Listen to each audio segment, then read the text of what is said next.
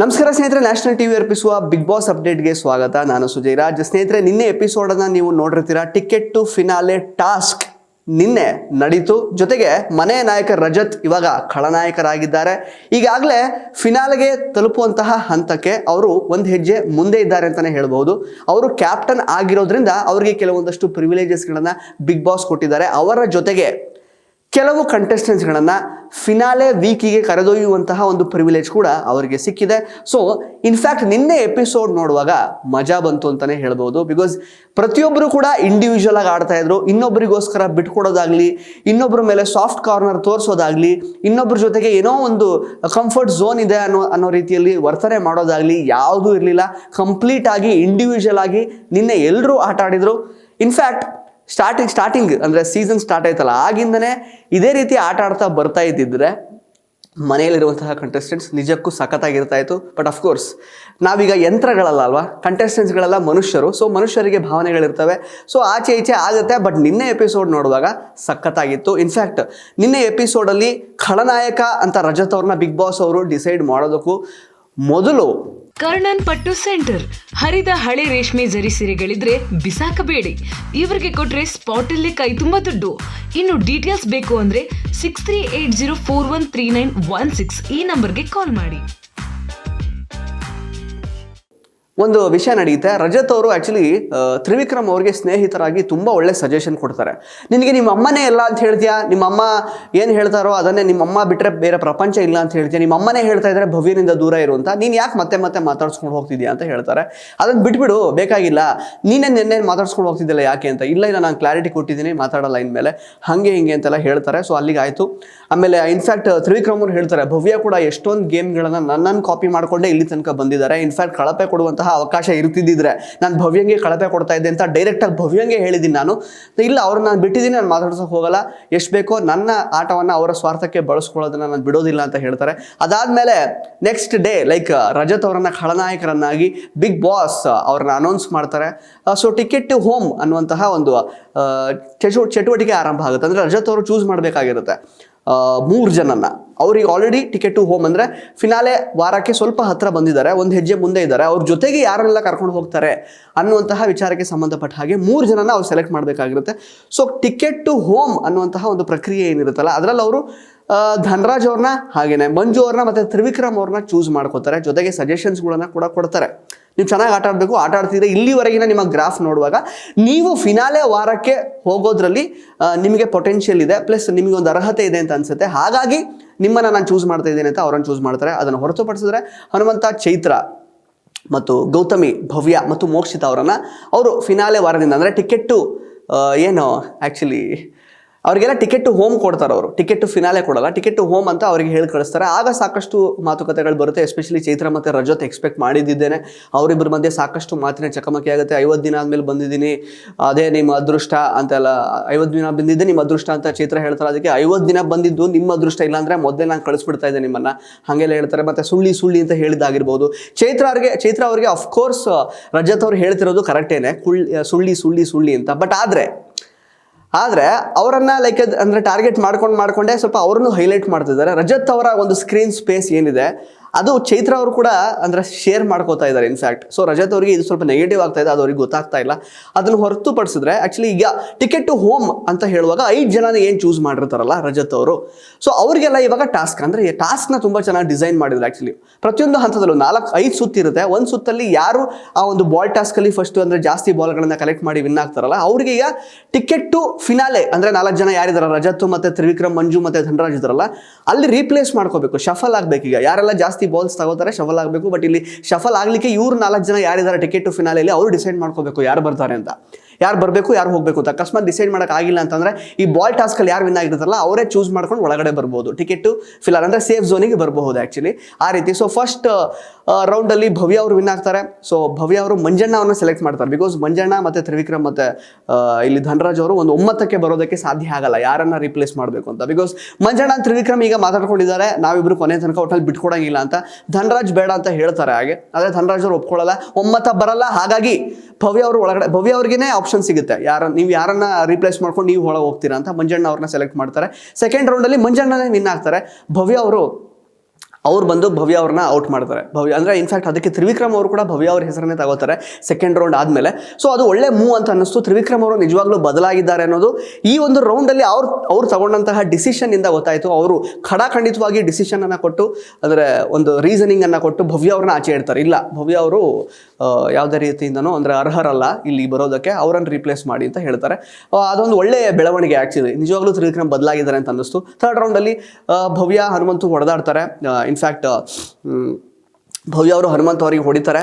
ಇದೇ ವಿಚಾರ ಹುಡುಗರ ಮಧ್ಯೆ ನಡೆದಿದ್ದರೆ ಬೇರೆ ಥರನೇ ಆಗ್ತಾ ಇತ್ತು. ಜೊತೆಗೆ ಅಕಸ್ಮಾತ್ ಹುಡುಗಿಗೆ ಹೊಡೆದಿರ್ತಿದ್ರೆ ಅಥವಾ ಹನುಮಂತನ ಭವ್ಯಂಗೆ ಹೊಡೆದಿರ್ತಿದ್ರೆ ಅದು ಬೇರೆ ಥರನೇ ಆಗ್ತಾ ಇತ್ತು. ಭವ್ಯ ಅವರು ಕೈ ಮಾಡೋದು ಎಷ್ಟು ಸರಿ, ಕೋಪ ಬಂತು ಹೌದು, ಒಂದು ಹೀಟ್ ಆಫ್ ದ ಮೂಮೆಂಟಲ್ಲಿ ಕೋಪ ಬಂತು ಹೌದು, ಬಟ್ ಆದರೆ ಇದು ಚಿಕ್ಕ ಮಕ್ಕಳು ಆಟ ಆಡ್ತಾ ಇರೋದು ಅಲ್ವಲ್ಲ. ಕೆಲವೊಂದಷ್ಟು ರೂಲ್ಸನ್ನು ಫಾಲೋ ಮಾಡಬೇಕಾಗಿರುತ್ತಲ್ವ. ಬಟ್ ಆದರೆ ಅವ್ರು ಖಾಲಿ ಕೂಡ ಬಿದ್ದರು ಇನ್ಫ್ಯಾಕ್ಟ್ ಭವ್ಯ ಅವರು ಬಂದು. ಬಟ್ ಅದರ್ ವೇ ಅರೌಂಡ್, ಈಗ ಇಬ್ಬರು ಹುಡುಗರು ಜಗಳ ಆಡಿರಿದ್ರೆ ಅಕಸ್ಮಾತ್ ಹೊಡೆದಾಡ್ಕೊಂಡು ಯಾರಾದರೂ ಒಬ್ರು ಹೊಡೆದಿರ್ತಿದ್ರೆ ಯಾವ ರೀತಿ ಹೋಗ್ತಾ ಇತ್ತು ಈ ಜಗಳ, ಅದನ್ನು ಯೋಚನೆ ಮಾಡಬೇಕಾಗುತ್ತೆ. ಜೊತೆಗೆ ಹನುಮಂತ ಅವರೇ ಭವ್ಯಂಗೆ ಹೊಡೆದಿರ್ತಿದ್ರೆ ಇದು ಬೇರೆ ಥರನೇ ಆಗಿರೋದಲ್ವ. ಸೊ ಭವ್ಯ ಅವ್ರು ಸ್ವಲ್ಪ ನೋಡ್ಕೋಬೇಕು. ಇನ್ಫ್ಯಾಕ್ಟ್ ಮೋಕ್ಷಿತಾ ಅವರು ಥರ್ಡ್ ರೌಂಡಲ್ಲಿ ವಿನ್ ಆಗ್ತಾರೆ. ಬಿಕಾಸ್ ಯಾಕಂತಂದರೆ ಭವ್ಯ ಅವರಿಗೆ ಸ್ವಲ್ಪ ಏನೋ ಅಂದರೆ ಅವರಿಗೆ ಸುಸ್ತಾಗಕ್ಕೆ ಶುರುವಾಗುತ್ತೆ, ಹೊಟ್ಟೆ ನೋವು ಬರುತ್ತೋ ಸಮಥಿಂಗ್ ಏನೋ. ಅದರಿಂದ ಮೋಕ್ಷಿತಾ ಅವರು ಅದರ ಒಂದು ಯಾವಾಗ ಭವ್ಯ ಸ್ವಲ್ಪ ಡೌನ್ ಆಗ್ತಾರಲ್ಲ, ವೀಕ್ ಆದ ಕಾರಣ ಮೋಕ್ಷಿತ ಅವರು ಫ್ಲೂಕಲ್ ಡಕ್ ಅಂತ ಹೆಂಗೋ ವಿನ್ ಆಗಿಬಿಡ್ತಾರೆ ಆ್ಯಕ್ಚುಲಿ.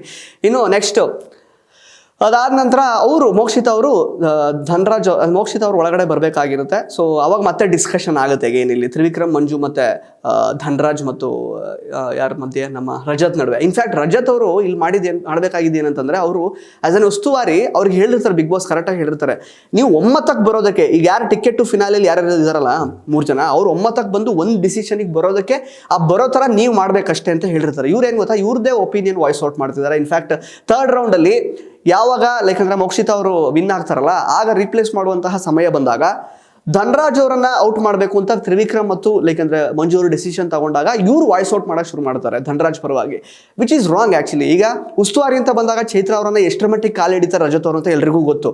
ಇವರೇನು ಉಸ್ತುವಾರಿ ಮಾಡ್ತಿದ್ದಾರೆ ಹಾಗಾದರೆ? ಅಂದರೆ ರಜತ್ ಅವ್ರಿಗೆ ಬೇಸಿಕಲಿ ಮಂಜು ಅವರು ಹೇಳ್ತಾರೆ, ರಜತ್ ನೀವು ಇದ್ರ ಬಗ್ಗೆ ಮಾತಾಡೋಂಗಿಲ್ಲ ಆ್ಯಕ್ಚುಲಿ, ನಾವಿಬ್ಬರು ಡಿಸೈಡ್ ಮಾಡಬೇಕಾಗಿರೋದು, ತ್ರಿವಿಕ್ರಮ್ ಮತ್ತು ನಾನು ಡಿಸೈಡ್ ಮಾಡಬೇಕಾಗಿರೋದನ್ನ ಯಾರನ್ನು ತೆಗಿಬೇಕು ಅಂತ ಒಮ್ಮತದ ನಿರ್ಧಾರ ನಾವು ಮಾಡಬೇಕಾಗಿರೋದು. ನೀವು ನಿಮ್ಮದೇ ಒಂದು ಒಪಿನಿಯನ್ ಕೊಟ್ಟು ಇಲ್ಲಿ ನಮ್ಮ ಡಿಸಿಷನ್ ಮೇಲೆ ನೀವು ಆ್ಯಕ್ಚುಲಿ ಏನು ಹೇರಿಕೆ ಮಾಡ್ಲಿಕ್ಕೆ ಆಗಲ್ಲ ಅಂತ ಹೇಳುವಾಗ ನಾನು ಯಾಕೆ ಮಾತಾಡಬಾರ್ದು ಅನ್ನೋದು ಅವ್ರಿಗೆ ಈಗೋ ಹರ್ಟ್ ಆಗೋಯ್ತು ರಜತ್ ಅವ್ರಿಗೆ. ನಾನು ಯಾಕೆ ಮಾತಾಡಬಾರ್ದು, ನಾನು ಮಾತಾಡದೆ ಸುಮ್ಮನಿರಬೇಕು ಅಂತ ಎಲ್ಲಿ ಹೇಳಿದ್ದಾರೆ, ನಾನು ಮಾತಾಡ್ತೀನಿ ಅಂತ. ಇನ್ಫ್ಯಾಕ್ಟ್ ಧನ್ರಾಜ್ ಅವ್ರಿಗೂ ಅದೇ ಅನ್ನಿಸ್ತು. ಧನ್ರಾಜ್ ಅವರು ಕೂಡ ಹೋಗಿ ಹೇಳಿದ್ರು ರಜತ್ ಅವ್ರಿಗೆ, ಅವ್ರು ಆ್ಯಕ್ಚುಲಿ ಅವರಿಬ್ರು ಡಿಸೈಡ್ ಮಾಡಬೇಕಾಗಿತ್ತು, ನೀವು ಯಾಕೆ ಡಿಸೈಡ್ ಮಾಡಿದ್ರಿ ಅದನ್ನು, ನೀವು ಡಿಸೈಡ್ ಮಾಡಬಾರ್ದಾಗಿತ್ತು, ಅದನ್ನು ನೀವು ಡಿಸೈಡ್ ಮಾಡೋದು ತಪ್ಪು ಅಂತ. ಇನ್ಫ್ಯಾಕ್ಟ್ ಧನ್ರಾಜ್ ಅವ್ರ ಆಟ ನೋಡುವಾಗ ಅಫ್ಕೋರ್ಸ್ ಧನ್ರಾಜ್ ಅವರು ಫಿನಾಲೆಗೆ ಹೋಗೋದಕ್ಕೆ ತಕ್ಕ ಮಟ್ಟಿಗೆ ಅವ್ರಿಗೂ ಕೂಡ ಅರ್ಹತೆ ಇದೆ ಅಂತ ಅನ್ನಿಸ್ತಾ ಇದೆ ಅವ್ರು ಆಡ್ತಾ ಇರುವಂತಹ ರೀತಿ ನೋಡಿದ್ರೆ. ಬಟ್ ಆದರೆ ಇಲ್ಲಿ ರಜತ್ ಅವರು ಅವರ ಪರವಾಗಿ ವಾಯ್ಸ್ ಔಟ್ ಮಾಡಲಿಕ್ಕಿಲ್ಲ ಅಲ್ವಾ.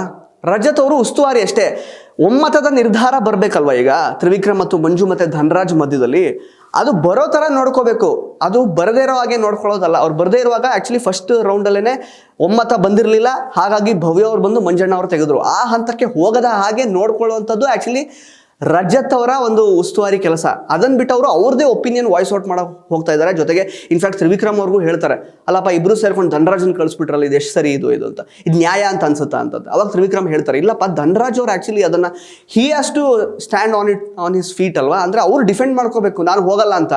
ಅವರೇ ಹೋಗ್ತೀನಿ ಅಂತ ಹೇಳುವಾಗ ನಾವೇನು ಮಾಡೋಕ್ಕಾಗುತ್ತೆ ಅಂತ ಹೇಳ್ತಾರೆ. ನೆಕ್ಸ್ಟ್ ಅದಾದಮೇಲೆ ಎನಿವೇಸ್ ಮೋಕ್ಷಿತ ಅವರು ಬರುವಾಗ ಧನ್ರಾಜನೇ ಒಪ್ಕೊಂಡು ಹೊರಟೋಗ್ತಾರೆ, ಇನ್ನೇನು ಮಾಡೋಕ್ಕಾಗಲ್ಲ. ಮೋಕ್ಷಿತ ಅವರು ಒಳಗಡೆ ಬರ್ತಾರೆ. ಫೋರ್ತ್ ರೌಂಡಲ್ಲಿ ಹನುಮಂತ ವಿನ್ ಆಗ್ತಾರೆ.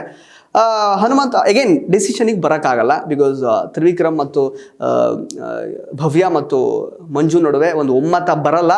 ಆಗ ಹನುಮಂತ ಅವ್ರಿಗೇನೆ ಅವಕಾಶ ಸಿಗುತ್ತೆ, ಯಾರನ್ನು ರೀಪ್ಲೇಸ್ ಮಾಡ್ಕೊಂಡು ಹೋಗಬಹುದು, ಟಿಕೆಟ್ ಟು ಫಿನಾಲೆ ಆ ಒಂದು ಝೋನಿಗೆ, ಸೇಫ್ ಝೋನಿಗೆ ಹೋಗ್ಬೋದು ಅನ್ನುವಂತಹ ಒಂದು ಅವಕಾಶ ಅವ್ರಿಗೆ ಸಿಗುತ್ತೆ. ಅವರು ಮೋಕ್ಷಿತ ಅವ್ರನ್ನ ಔಟ್ ಮಾಡ್ಕೊಂಡು ಹೋಗ್ತಾರೆ. ಸೊ 5ನೇ ರೌಂಡ್ ಏನಾಗಿದೆ ಅನ್ನೋದು ಗೊತ್ತಿಲ್ಲ. ಆ್ಯಕ್ಚುಲಿ 5ನೇ ರೌಂಡ್ನ ಪ್ರೋಮೋನ ನಿನ್ನೆ ತೋರಿಸಿದ್ದಾರೆ. ಬಟ್ ಅದು ಯಾರನ್ನ ರೀಪ್ಲೇಸ್ ಮಾಡೋದಕ್ಕೆ, ಈಗ ಏನು ತ್ರಿವಿಕ್ರಮ್ ಏನಾದರೂ ಔಟ್ ಆಗಿದ್ದಾರಾ, ಮಂಜು ಏನಾದರೂ ಪ್ಲೇಟ್ ಬದಲಾಯಿಸಿದ್ರಾ? ಯಾಕೆಂದರೆ ಪ್ರೋಮೋದಲ್ಲಿ ಬಂದಿರೋದೇನು, ಹನುಮಂತ ವ್ಯಕ್ತಿತ್ವದಲ್ಲಿ ನಿನ್ಕಿಂತ ಮೇಲೂ, ಹಾಗಾಗಿ ಹನುಮಂತನೇ ಇಟ್ಕೊಳ್ಬೇಕು ಅಂತ ಅನ್ಕೋತಾರೆ. ಬಟ್ ಯಾರು ಫೈನಲ್ ರೌಂಡಲ್ಲಿ ಯಾರು ವಿನ್ ಆಗಿದ್ದಾರೆ, ಅದ್ರ ಬಗ್ಗೆ ಮಾಹಿತಿ ಇಲ್ಲ. ಅದು ಇವತ್ತಿನ ಎಪಿಸೋಡಲ್ಲಿ ಗೊತ್ತಾಗುತ್ತೆ. ಸೊ ಜಿದ್ದಾಜಿದ್ದಿ ಆವಾಗಲೇ ಮಾತಿನ ಚಕಮಕಿ ಜಿದ್ದಾಜಿದ್ದಿ ಎಲ್ಲ ಶುರುವಾಗಿರೋದು, ಹೋಗಲೇ ಬರಲೇ ಅಂತ ತ್ರಿವಿಕ್ರಮ್ ಅವ್ರು ಮಾತಾಡಿರೋದು ಅದೆಲ್ಲ ಆಗಿರುವಂಥದ್ದು. ಬಟ್ ನಿನ್ನೆ ಟಾಸ್ಕ್ ನೋಡುವಾಗ ಆ್ಯಕ್ಚುಲಿ ತುಂಬಾ ಇಂಟ್ರೆಸ್ಟಿಂಗ್ ಆಗಿತ್ತು. ಭವ್ಯ ಅವರ ಪರವನ್ನು ತ್ರಿವಿಕ್ರಮ್ ವಹಿಸಿಕೊಳ್ಳದೇ ಇದ್ದದ್ದು ಹೈಲೈಟ್ ಮೂಮೆಂಟ್ ಅಂತ ಹೇಳ್ಬೋದು. ಜೊತೆಗೆ ಮಂಜು ಅವರು ಲೈಕ್ ಅಂದರೆ ಯಾವಾಗ ಭವ್ಯ ಅವರು ಅವರನ್ನು ರೀಪ್ಲೇಸ್ ಮಾಡ್ತಾರೆ, ನೆಕ್ಸ್ಟ್ ಆಟದಲ್ಲೇ ಹೋಗಿ ಮಂಜಣ್ಣ ಅವ್ರಿಗೆ ಗೆದ್ಕೊಂಡು ಬಂದರು. ಅದು ಈಸಿನೇ. ಮಂಜಣ್ಣ ಈ ಸೋ ಮಚ್ ಕಾನ್ಫಿಡೆಂಟ್ ದಟ್ ಯಾರು ಬೇಕಾದರೂ ಬಂದು ನಾನು ತೆಗಿಲಿ, ತೊಂದರೆ ಇಲ್ಲ, ನಾನು ಹೋಗ್ಬಿಟ್ಟು ಆಟ ಹೋಗಿ ನೆಕ್ಸ್ಟ್ ಗೆದ್ಕೊಂಡು ಬರ್ತೀನಿ ಅನ್ನುವಂತಹ ಕಾನ್ಫಿಡೆನ್ಸ್ ಇತ್ತು ಅವರಲ್ಲಿ. ಸೊ ಆ ಕಾನ್ಫಿಡೆನ್ಸ್ ಬಹುಶಃ ಗೆಲ್ಲುವಂತಹ ಕಂಟೆಸ್ಟೆಂಟಿಗೆ ಇರಲೇಬೇಕಾಗುತ್ತೆ, ಅಥವಾ ಫಿನಾಲೆ ವಾರಕ್ಕೆ ಹೋಗಬೇಕು ಅಂದ್ಕೊಳ್ಳುವಂತಹ ಒಬ್ಬ ಕಂಟೆಸ್ಟೆಂಟಿಗೆ ಆ ಒಂದು ಕಾನ್ಫಿಡೆನ್ಸ್ ತುಂಬ ಇಂಪಾರ್ಟೆಂಟ್ ಆಗುತ್ತೆ. ಸೊ ಮಂಜಣ್ಣ ಅವರು ಗೆದ್ಕೊಂಡು ಬಂದಿದ್ದು ಹೈಲೈಟ್ ಮೂಮೆಂಟ್ ಆಗಿತ್ತು. ಬಟ್ ಅದನ್ನು ಹೊರತುಪಡಿಸಿದ್ರೆ ಲೈಕ್ ಅಂದರೆ ಭವ್ಯ ಅವರು ಹನುಮಂತ್ ಅವರಿಗೆ ಹೊಡೆದಿದ್ದು ಎಷ್ಟು ಸರಿ, ಅವ್ರಿಗೆ ಎಷ್ಟೇ ಕೋಪ ಬಂದಿರ್ಬೋದು, ಏನೇ ಆಗಿರ್ಬೋದು, ಬಿಕಾಸ್ ಆಟನೇ ಹಂಗಿರೋದಲ್ವಾ. ಅವ್ರೇನು ಫಿಸಿಕಲಿ ಏನು ಹಾರ್ಮ್ ಮಾಡೋಕ್ಕೆ ಹೋಗಿಲ್ಲ ಅಥವಾ ಹೊಡೆದಾಡಕ್ಕೆ ಹೋಗಿಲ್ಲ. ಹನುಮಂತ ಅವರು ಬುಟ್ಟಿನ ಎಳಿತಾ ಇದ್ದಾರೆ, ಬಾಲ್ನ ಬೀಳಿಸ್ತಾ ಇದ್ದಾರೆ, ಅವ್ರು ಎಲ್ರಿಗೂ ಮಾಡಿದ್ದಾರೆ. ಇನ್ಫ್ಯಾಕ್ಟ್ ಭವ್ಯ ಅವ್ರಿಗೆ ಮಾತ್ರ ಅವ್ರನ್ನ ಟಾರ್ಗೆಟ್ ಮಾಡಲಿಲ್ಲ. ಬಟ್ ಹೊಡೆಯೋದು ಎಷ್ಟು ಸರಿ, ಹೊಡೆಯೋದು ಇಬ್ಬರು ಹುಡುಗರ ಮಧ್ಯೆ ಆಗಿರ್ತಿದ್ರೆ ಅದು ಬೇರೆ ಥರನೇ ತಿರುಗ್ತಾ ಇತ್ತು, ಅಥವಾ ಹನುಮಂತ ಅವ್ರು ಭವ್ಯಂಗೆ ಹೊಡೆದಿರ್ತಿದ್ರೆ ಬೇರೆ ಥರನೇ ಆಗ್ತಾ ಇತ್ತು. ಅಲ್ಲಿ ಕಾಲಿಗೆ ಬಿದ್ದು ಸಮಯ ಕೇಳಿದ ತಕ್ಷಣ ಅದು ಸರಿ ಆಗುತ್ತಾ, ಅದು ಓಕೆನಾ? ಇನ್ಫ್ಯಾಕ್ಟ್ ರಂಜಿತ್ ಹೋಗ್ಬಿಟ್ಟು ಇವಾಗ ಲಾಯರ್ ಜಗದೀಶಿಗೆ ಕಾಲಿಗೆ ಬಿದ್ದು ಸರಿ ತಪ್ಪಾಯ್ತು ಅಂತ ಕೇಳಿರ್ತಿದ್ರೆ ಬಿಗ್ ಬಾಸ್ ಹಾಗಾದ್ರೆ ಬಿಟ್ಬಿಡ್ತಾ ಇದ್ರಾ? ಸೊ ಇದ್ರ ಬಗ್ಗೆ ನಿಮಗೇನು ಅನಿಸ್ತು ಅಂತ ದಯವಿಟ್ಟು ಕಮೆಂಟ್ ಬಾಕ್ಸಲ್ಲಿ ಕಮೆಂಟ್ ಮಾಡಿ ತಿಳಿಸಿ. ಅದೊಂದು ಥರ್ಡ್ ಹೈಲೈಟ್ ಮೂಮೆಂಟ್. ಅದನ್ನು ಹೊರತುಪಡಿಸಿದ್ರೆ ನಮ್ಮ ಇವರು ರಜತ್ ಅವರು ಯಾಕೆ ಆ ರೀತಿ, ರಜತ್ ಯಾಕೆ ಲೈಕ್ ಅಂದರೆ ಅವರು ಉಸ್ತುವಾರಿ ಮಾಡಬೇಕಷ್ಟೇ, ಉಸ್ತುವಾರಿ ಮಾಡೋದನ್ನು ಹೊರತುಪಡಿಸಿ ಅವ್ರು ಯಾಕೆ ಲೈಕ್ ಅಂದರೆ ಮೂಗು ತೂರಿಸ್ತಾ ಇದ್ದಾರೆ ಡಿಸಿಷನ್ಸಲ್ಲಿ. ಒಮ್ಮತ ಬರೋಬೇಕಲ್ವ, ಒಮ್ಮತ ಬರಬೇಕಾಗಿರೋದು ಯಾರು ticket to finale apart from Rajat ಯಾರಿದಾರಲ್ಲ ಅದು ಅವ್ರ ಡಿಸಿಷನ್ ಆಗಿರಬೇಕು. ಮೂಗು ತೋರಿಸಿ ಅವ್ರದ್ದೇ ಒಂದು ಒಪಿನಿಯನ್ ವಾಯ್ಸ್ ಔಟ್ ಮಾಡಿ ಅವ್ರು ಯಾರ ಪರವಾಗೋ ನಿಂತ್ಕೊಳ್ಳೋಕ್ಕಾಗಲ್ಲ, ಅಥವಾ ಯಾರ್ದೋ ವಿರುದ್ಧವಾಗಿ ಕಳಿಸೋದಕ್ಕಾಗಲ್ಲ ಅಲ್ವಾ, ಅದು ತಪ್ಪಾಗುತ್ತೆ ಆ್ಯಕ್ಚುಲಿ. ಸೊ ಅದ್ರ ಬಗ್ಗೆ ನಿಮಗೇನು ಅನಿಸ್ತು ಅಂತ ದಯವಿಟ್ಟು ಕಮೆಂಟ್ ಬಾಕ್ಸಲ್ಲಿ ಕಮೆಂಟ್ ಮಾಡಿ ತಿಳಿಸಿ. ಹಾಗೇನೆ ತ್ರಿವಿಕ್ರಮ್ ಅವ್ರಿಗೆ ಬಾಯ್ ಬರೋದು ಅಥವಾ ಅವ್ರು ವಾಯ್ಸ್ ರೈಸ್ ಮಾಡೋದು ಮಂಜಣ್ಣ ಅವ್ರ ಮೇಲೆ ಮಾತ್ರ. ರಜತ್ ಅಂತ ಬಂದ ತಕ್ಷಣ ಅವ್ರೇನು ಮಾತೇ ಆಡಲ್ಲ, ಸುಮ್ಮನೆ ಆಗ್ಬಿಡ್ತಾರೆ. ಆ್ಯಂಡ್ ಅಗೇನ್ ಧನರಾಜ್ ಅವರ ಒಂದು ಹಾನೆಸ್ಟಿ ತುಂಬ ಇಷ್ಟ ಆಯಿತು. ಧನರಾಜ್ ಅವ್ರಿಗೂ ಅದು ಅನ್ನಿಸ್ತು ಆ್ಯಕ್ಚುಲಿ, ರಜತ್ ಅವ್ರು ನನ್ನ ಪರವಾಗಿ ಮಾತಾಡಲೇಬಾರ್ದಾಗಿತ್ತು, ಉಸ್ತುವಾರಿ ಕೆಲಸ ಮಾಡಬೇಕಾಗಿತ್ತು ರಜತ್ ಅಷ್ಟೇ. ಅದನ್ನು ಅವ್ರ ಹತ್ರ ಬಂದು ಹೇಳಿದ್ರು. ಬಟ್ ರಜತ್ತಿಗೆ ಈಗೋ ಹರ್ಟ್ ಆಗಿತ್ತು ಆಲ್ರೆಡಿ, ಮಂಜಣ್ಣ ಏನು ಮಾತಾಡಂಗಿಲ್ಲ ನೀವು ಅಂತ ಹೇಳಿದ್ರು, ಹಾಗಾಗಿ ಅವ್ರು ಮಾತಾಡಿದ್ರು. ಒಟ್ಟಾರೆಯಾಗಿ ಸ್ನೇಹಿತರೆ ನಿಮಗೆ ನೆನ್ನೆ ಏನು ಅನಿಸ್ತು? ಆ್ಯಂಡ್ ಮೋಕ್ಷಿತಾ ಅವರು ಅಫ್ಕೋರ್ಸ್ ಒಂದು ರೌಂಡಲ್ಲಿ ಫ್ಲೂಕಲ್ ವಿನ್ ಆದರು, ಬಿಕಾಸ್ ಭವ್ಯ ಅವರು ಆ ಒಂದು ರೌಂಡಲ್ಲಿ ವೀಕ್ ಆದರು, ಅವ್ರಿಗೆ ಹೊಟ್ಟೆ ನೋವು ಬರ್ತಾ ಇತ್ತು, ಸಮಥಿಂಗ್ ಅವ್ರು ವೀಕ್ ಆಗಿಬಿಟ್ಟಿದ್ರು, ಸುಸ್ತಾಗಿತ್ತು ಅವ್ರಿಗೆ. ಅದನ್ನು ಹೊರತುಪಡಿಸಿದ್ರೆ ತುಂಬ ಚೆನ್ನಾಗಿ ಆಟ ಆಡಿದ್ದು. ಇನ್ಫ್ಯಾಕ್ಟ್ ಆ ಬಾಲ್ ಇದರಲ್ಲಿ ನಮ್ಮ ಹನುಮಂತ ಅವರು ತುಂಬ ಚೆನ್ನಾಗಿ ಆಟ ಆಡಿದ್ರು. ಗೌತಮಿ ಅವರು ಸಿಕ್ಕಾಪಟ್ಟೆ ಕಷ್ಟಪಡ್ತಿದ್ದಾರೆ, ಬಟ್ ಅವ್ರ ಹತ್ರ ಹೆಂಗೋ ಬಾಲ್ಸ್ನ ಜಾಸ್ತಿ ಕಲೆಕ್ಟ್ ಮಾಡೋಕ್ಕಾಗ್ತಾ ಇಲ್ಲ. ಚೈತ್ರ ಅವ್ರದ್ದು ಗೊತ್ತಲ್ಲ, ಅಲಕ್ ಬುಲಕ್, ಸುಮ್ಮನೆ ಅವ್ರು ಆಟಾಡ್ತಿರ್ತಾರೆ. ಅಫ್ಕೋರ್ಸ್ ಅವರು ಬಹುಶಃ 5 ಏನು ನಾಮಿನೇಟ್ ಆಗ್ತಾರಲ್ಲ ಈ ಒಂದು ಟಾಸ್ಕನ್ನು ಗೆಲ್ಲದೆ, ಅದರಲ್ಲಿ ಅವ್ರು ಇದ್ದೇ ಇರ್ತಾರೆ ಖಂಡಿತವಾಗ್ಲೂ.